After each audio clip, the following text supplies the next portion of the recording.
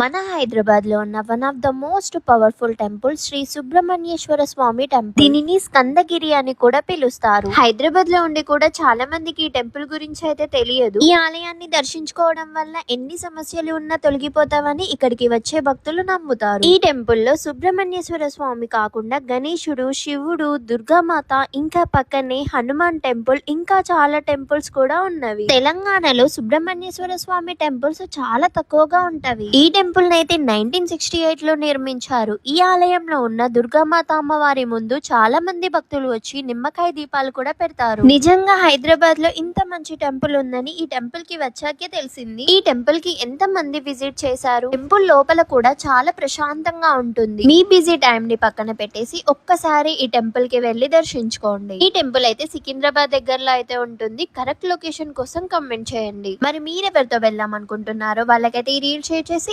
ఇలాంటి వీడియోస్ కోసం మన అకౌంట్ అయితే ఫాలో అవుతుండండి. అంతే, ఇంకా ఇవాల్టి వీడియో. మళ్ళీ ఇంకొక వీడియోతో మళ్ళీ కలుస్తా. Bye bye.